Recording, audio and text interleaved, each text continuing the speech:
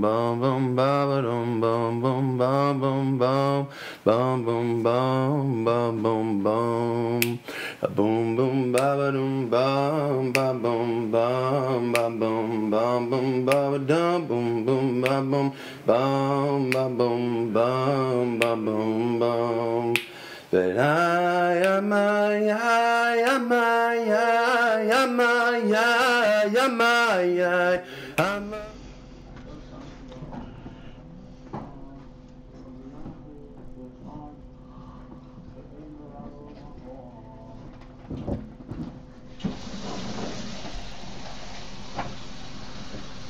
Same one, yeah?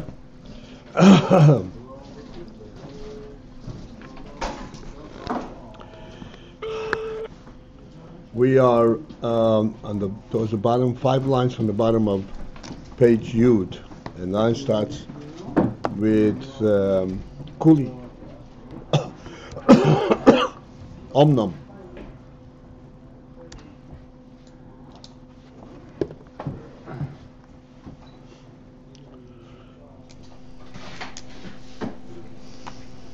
So we concluded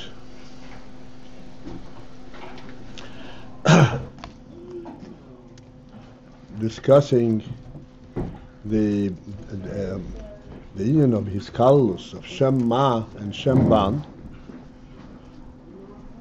on a Chitzeni Yizdikir level, on what's called the Beseder Hishtalshelus.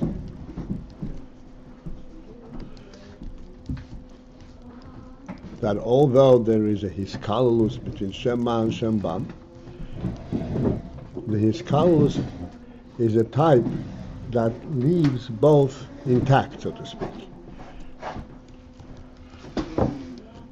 Like we said in Chochmah, there is a recognition that there is in HaKeser, but Chochmah does not become Keser.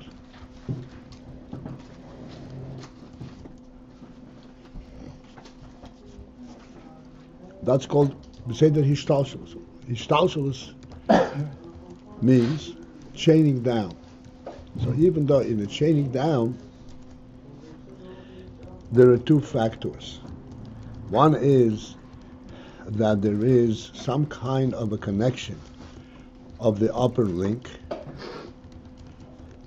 but essentially the lower link is an entity unto itself, except it's linked upwards. It does not get transformed to an aspect of the higher link. That's an Hishtalshelus. One is the cause and one is the effect, and the effect remains an external element of the cause. So that even in Chochmah, even the Chochmah is beetle, and that's exactly what it is. It is able to relate and to recognize Keser, but it doesn't become Keser. It doesn't get imbued by Keser. It's an elevator to the Madrega of Keser.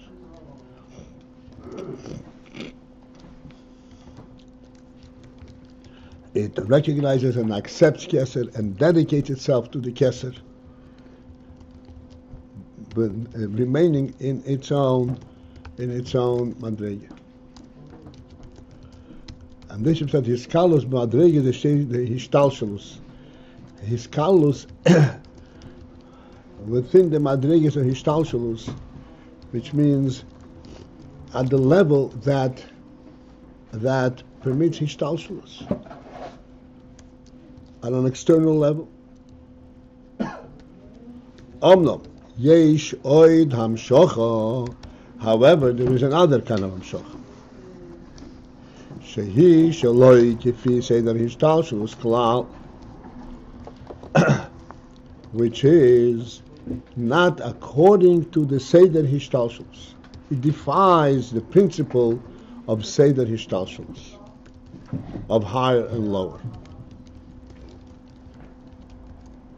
Behu hamshochas b'chinas shema atzmi. That is when there is hamshocha from the shema itself, not only a ha'ora of the shema, but the the Hamshoch of Shema Atzmai.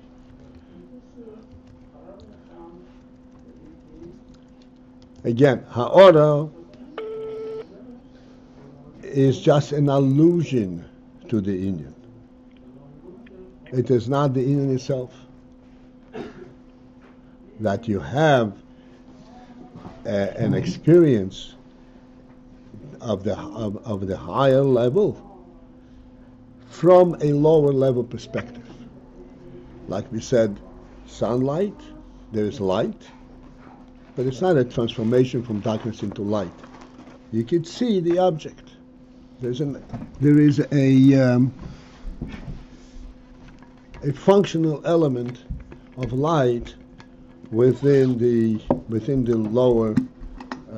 lower category, without really elevating, without changing anything. Just giving the perspective, giving the experience of light, not the essential ilm of light.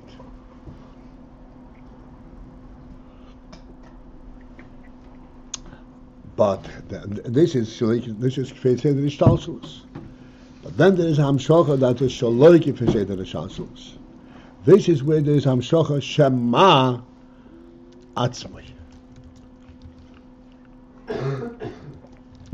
The Shema itself, not just the Ha'ora, the effect of Shema, but the Shema to be present itself in Hishtalshelus. And that happens, that after that there is the effect of the Biru of Shemban,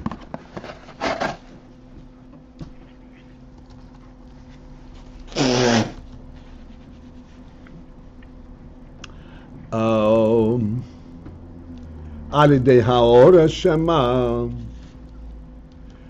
but the effect of the Ha'ora of Shema. In simple terms, if you would put it, so to speak, in human terms, that after that we capture and we captivate it and we subdue the tendency of the Gashmi, the tendency of the coarseness of the Shem, of the Nefesh HaBamis. Alidei Ha'ora Shema, by the effect of Ha'ora Shema, the recognition that there is a truth, and we practices, we imbue that mode of action, of activity within the Shema, within the physical world. That's from our perspective. Only then, Nimshach, so then can be Nimshach Atzmus Shema, the etzem of Shema.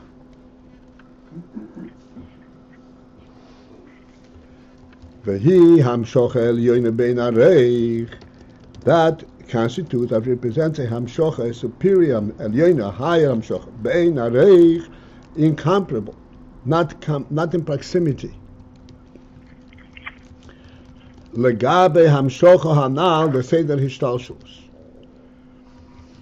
It's totally out of comparison to the hamshocha that we were talking about, that is part of the Seder Hishtalshelus. The hamshocha hazois, where this hamshocha is hascholas hahamshocha, he bechinas hapnimius. The very onset, the very initial hamshocha, the point of this hamshocha is the bechina of the pnimius, the essential, the real.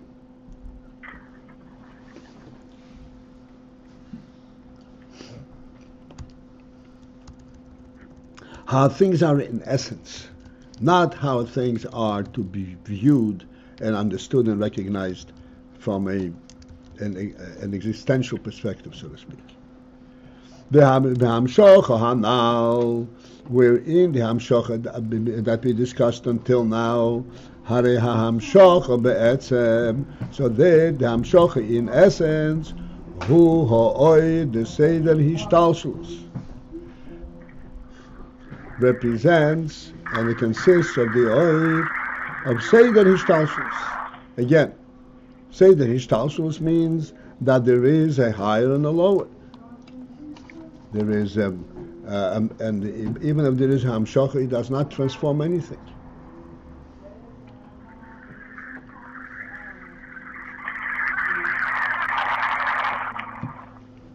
Is there a phone that's not muted? If it is, please do us a favor.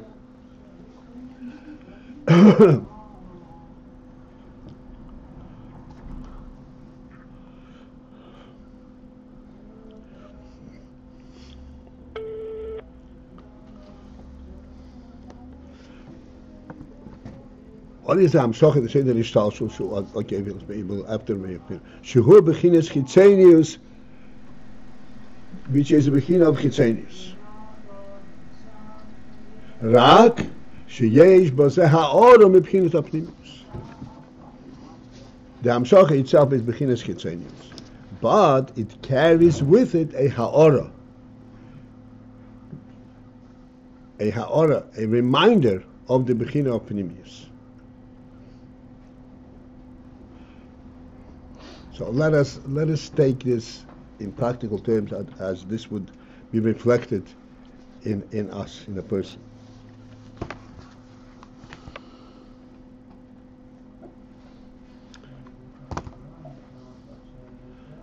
If one learns Chassidus, and he understands Episei,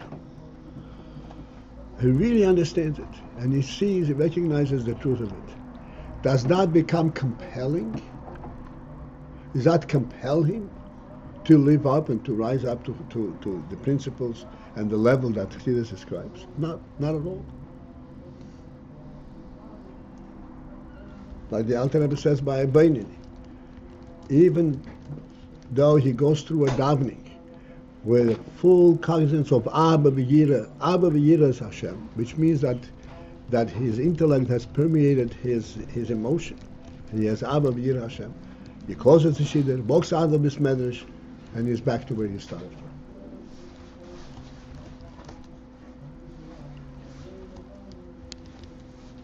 Because the whole hamshocha is mipchinas chitzonius. It's an observation of the Indian. Except, yeboseh ha'ora mipchinas apnimius.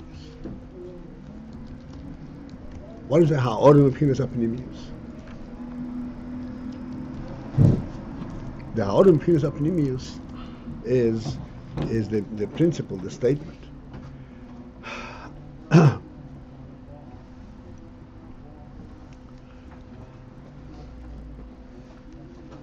That not only this is the way you should act under these circumstances, but mipchinas apnimius is a statement that this is how it really is. As for example, in our discussion, all the Mishon that we have, let's say, lo yisig noiv, do not steal. Do not steal is a chitzonistic statement. In other words, it's possible for you to steal. There's nothing compelling within the world that you exist that you shouldn't be able to steal. Only that we say, do not steal because it's not appropriate, it's not right, it's wrong. It's a wrong act.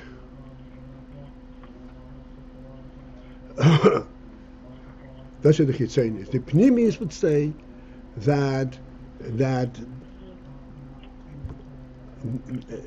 stealing does not really change anything. It still remains owned by the original owner, because that's where it belongs. That's where its reality is. For example, that principle exists in real estate. The halacha is karka ein nigzeles. That land cannot be robbed, cannot be taken by force. So if somebody comes in and throws the owner out and occupies the land for centuries, He didn't change hands. This is kind of an allusion to Pnimius.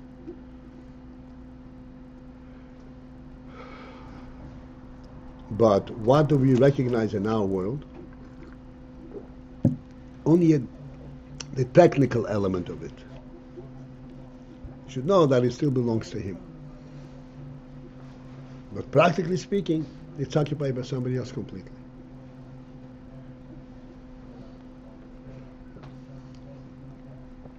But clearly there's a ha'orim of Pnimis apnimius. There's a real truth represented there. This is what we say all the time, that the ownership, the principle of ownership has a truth element. It is not merely an agreement on a chitzenic level amongst people. There's a ha'or of the pnimius. This is the way it's supposed to be. Ownership to a human being is something which Hashem has assigned. It is not a mutual agreement. Mutual agreement is mamish chitzenius. But to understand that there's a ha'orim of Pnimis apnimius, this is the hamshocha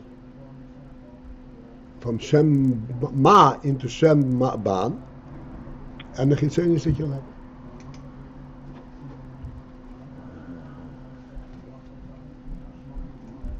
Because how would things be from the perspective of Shem Ban without the effect, without the hamshach of Shem Ma onto it?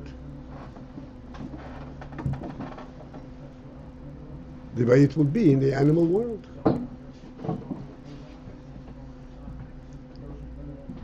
In the animal world there is no ownership at all.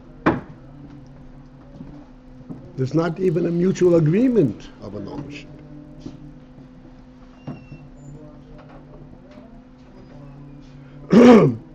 Amongst human beings, there is a mutual agreement. There is a chitzonius. There's understanding. No, this is not how human beings are supposed to live. In other words, there's the Shema, there is a human element. That's what Shema is about.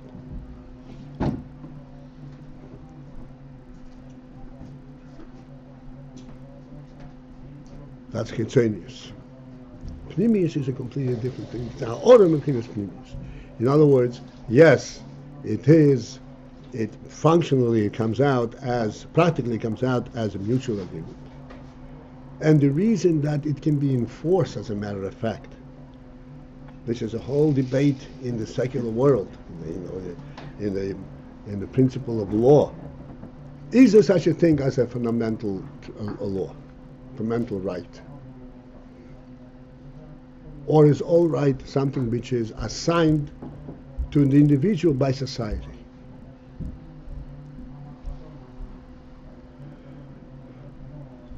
So there is a cognizance there, a ha'ara mepchinas apnimius, that this is the way it should be.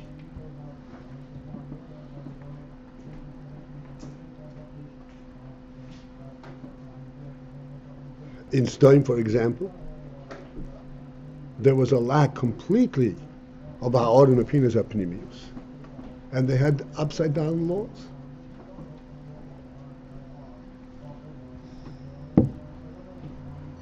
In normal society, anything that is above the level of Sdoim, there is some kind of recognition of human rights, of respect for the human being. But this is still chitzonius. It does not make a statement of truth, make a statement of right.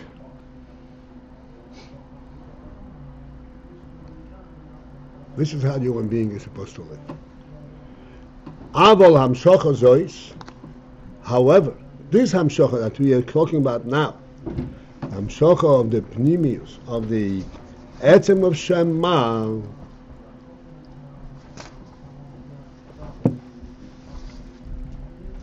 reish is hamshocha, the very onset of this Hamshach. Excuse me, he bechinas pnimiyus is a pnimius aspect. Not that there is a the Hamshach is chitzonius, but it has a ha'orim bechinas a pnimius.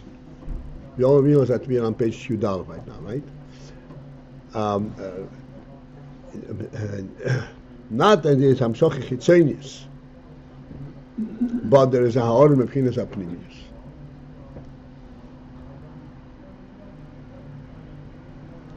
The Hamshachim this is logical because we are, the world consists of so many different entities, and each entity is an entity unto itself.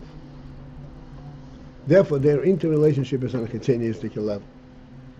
But there is some kind of a source, some kind of a underlying truth behind it.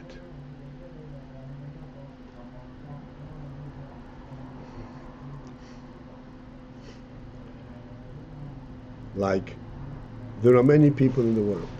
But right on the onset, when the Rebbe first created the first man, he said, be fruitful and multiply.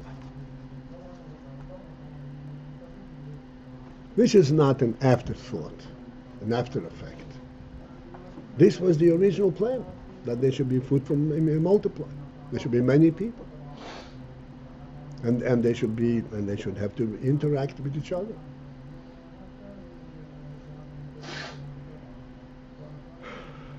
The interaction between amongst them would be a ha'orim b'chinas ha'pnimius.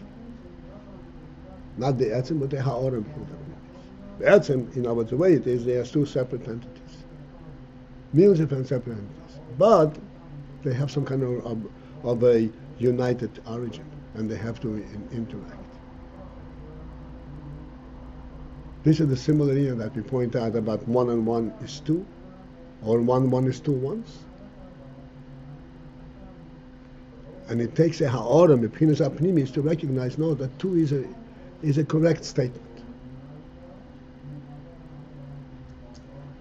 And it reflects itself in halacha, as we pointed out.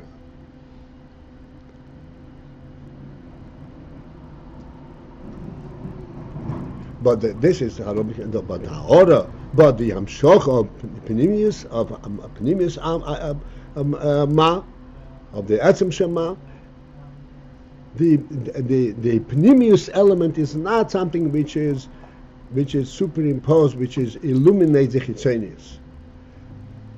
The entire Hamshach is a pnimius Hamshach.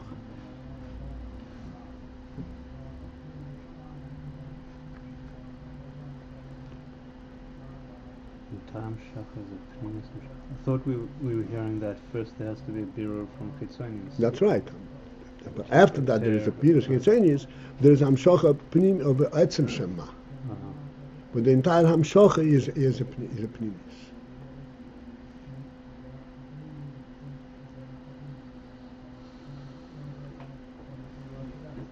If we would examine the union from Ahavas Yisrael, the way at best we can relate to it, we can experience it, in comparison to the way the Rebbe had demonstrated it. In Chassidus it says that one is the basis of Ahavas Yisrael, as the Alter Rebbe says in Tanya even. Ahavas Yisrael is the pshat because kulam asimis ve'avechad l'kolon, all neshamas are really one thing, and they complement one another. If there is one Yid in some place in the world that is not enjoined with the Jewish people, the entire Jewish people feels it, suffers for it. So, as much as we're all big tzaddikim, we can learn about this and we can understand perhaps, yes, this must be the truth, but this is certainly not what we experience. By the Rabbeim, by Baal Shem Tov, there was absolutely no distance. Not only there was no separation whatsoever. And among the Rebbe, we saw it clearly. The Rebbe was concerned personally about every last, Ayid in some kind of a lost island someplace in the Pacific. And he was equally concerned about this one as about his closest people. This Mitzad HaPnimius.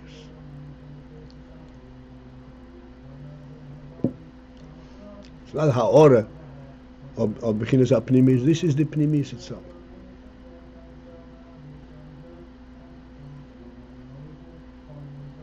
Years back, somebody came to the Rebbe and said, Rebbe, you must take a vacation.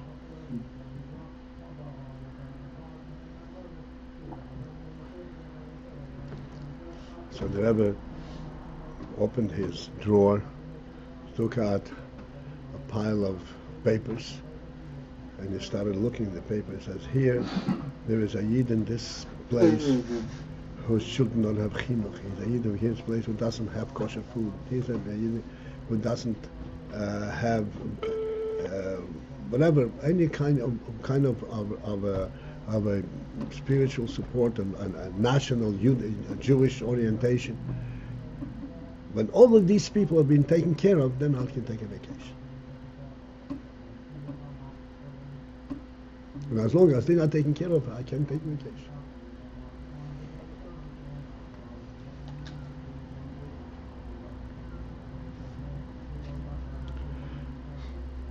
So this is the pshat that the reish is ha'amshoch.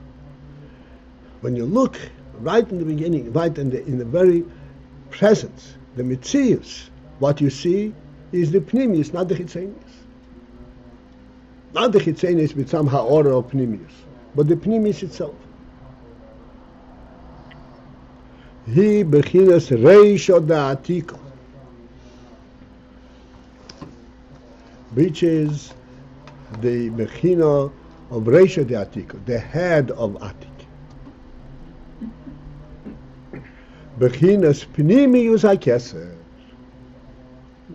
Where are we? Oh, okay, got it, second. Bechinas pnimius hakeser, which is the pnimius of keser.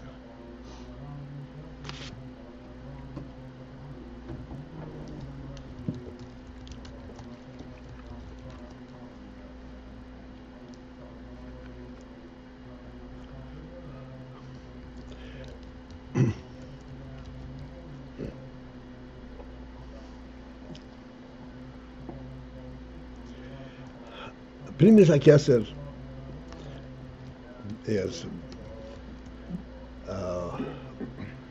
we'll attempt to identify what we mean by pnimius hakeser. What's chitzenius hakeser? Keser is pnimius. Keser, as we say, is rotzen. Keser is oinig. There cannot be oinig without the pnimius, chitzenius. Cannot be rotzen chitzenius.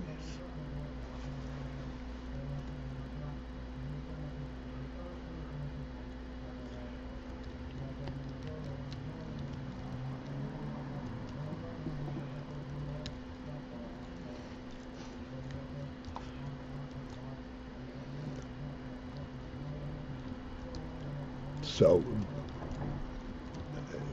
as much as we will allow ourselves to go into this, we have to understand that yes, indeed, there cannot be oineg the chitzenius. Chitzenius and oineg are just a contradiction in terms. Chitzenius is taiva, not oineg. Oineg is a pnimis kinyan. And the rotzen also cannot be chitzonius. It's always pnimis. It's the real nefesh.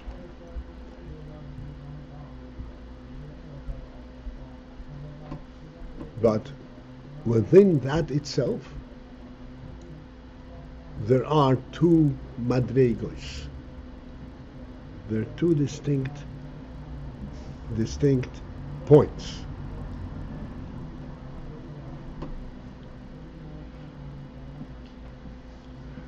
Before, I just want to introduce a point. It's an interesting thing. Oineg and Rotzen are really a testimony, a representation of a living soul. Like we always point out, you can teach a computer, so to speak, but you can't give a computer a sense of Ayin and Rots. You can't give it. It has to be real.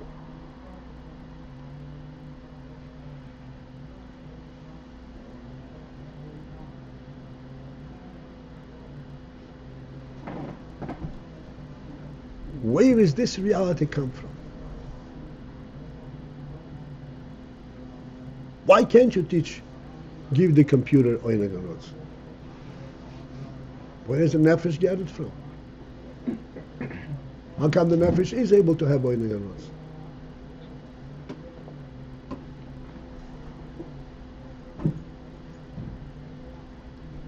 And the explanation is the difference between the way the computer is structured and the nefesh is structured, quote unquote, is that the computer is structured from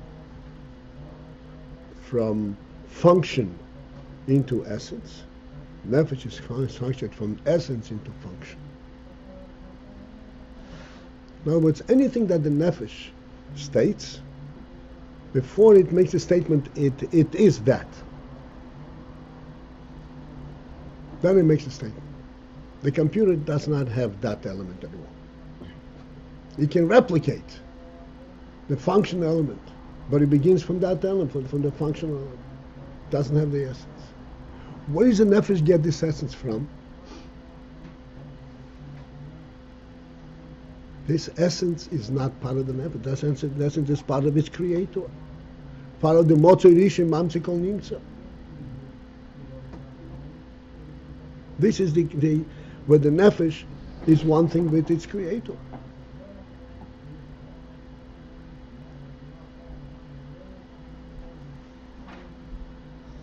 So therefore, in the Ayin and Rotzen, there is this, in the nefesh there are these two points. There is where nefesh is a nefesh, and there is a nefesh where the nefesh is God. When the nefesh is a nefesh, then it can express itself like its own use. Ayin and Rotzen even and so forth. And from that can come seichel and midas. But the nefesh is one with its creator. The essence what nefesh is. This is pnimi is like yeser. This is a completely different thing.